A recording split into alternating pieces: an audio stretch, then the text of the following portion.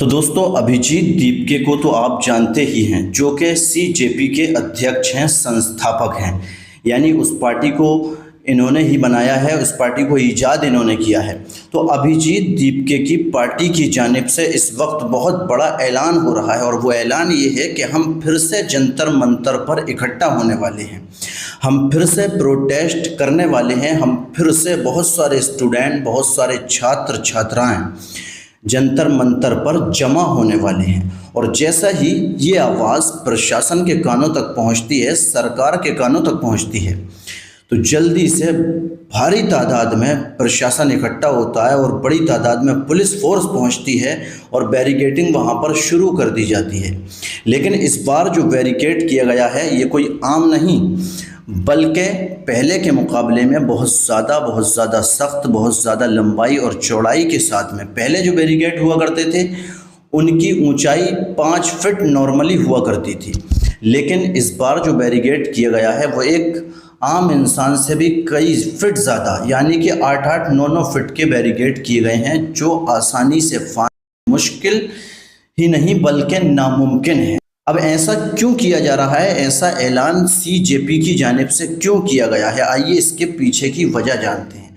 अभी हाल ही में अभिजीत दीपके की एक वीडियो वायरल हो रही है, जिस वीडियो में वो कहते हुए नज़र आ रहे हैं कि अगर छात्र छात्राओं से एफआईआर वापस नहीं ली गई तो हम फिर से जंतर मंतर पर इकट्ठा होंगे और फिर से प्रदर्शन शुरू करेंगे।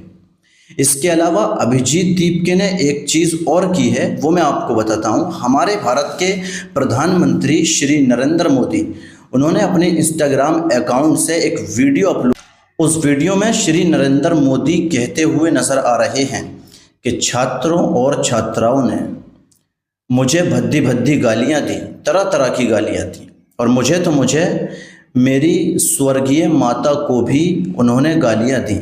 इसके बाद में प्रधानमंत्री श्री नरेंद्र मोदी कह रहे हैं कि मैं फिर भी उनको माफ़ कर रहा हूं या माफ़ कर दूंगा।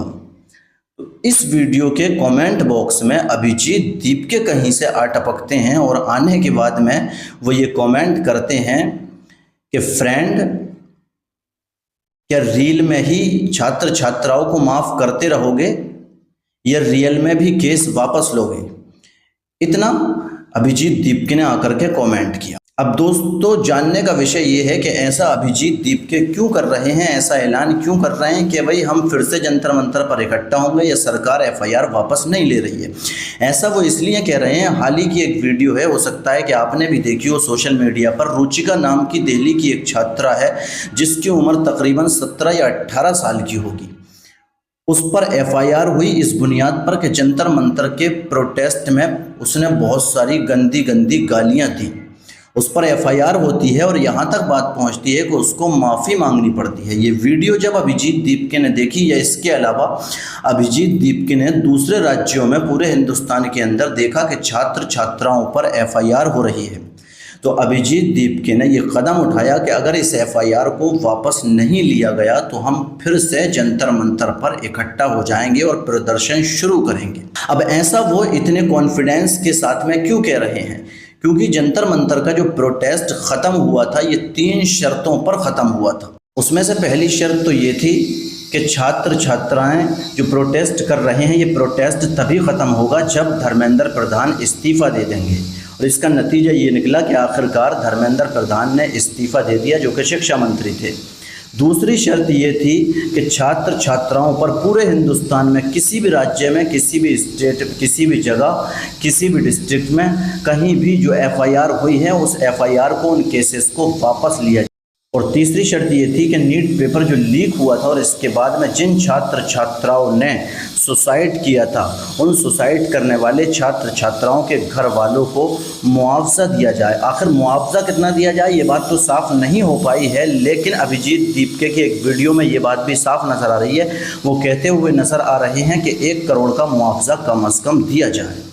अब दोस्तों, देखने योग्य बात ये होगी कि कितने भी छात्र छात्रा हैं और जितने भी अभिजीत दीपके की पार्टी से जुड़े हुए हैं, क्या इन लोगों की बात को सुना जाता है? तो जो 2 शर्तें जो इनकी मंजूर की गई थी कि वो पूरी की जाती हैं या वो पूरी नहीं होती हैं, फिर से प्रोटेस्ट का मंजर जंतर मंतर पर देखने को मिल सकता है। और सरकार इसके बाद में क्या कदम उठाती है, ये सब चीज़ें आप जानना चाहते हैं, जुड़ जाएं अभी हमारे चैनल से। जैसे ही अगली कोई खबर आती है आप तक ज़रूर पहुंचाई जाएगी।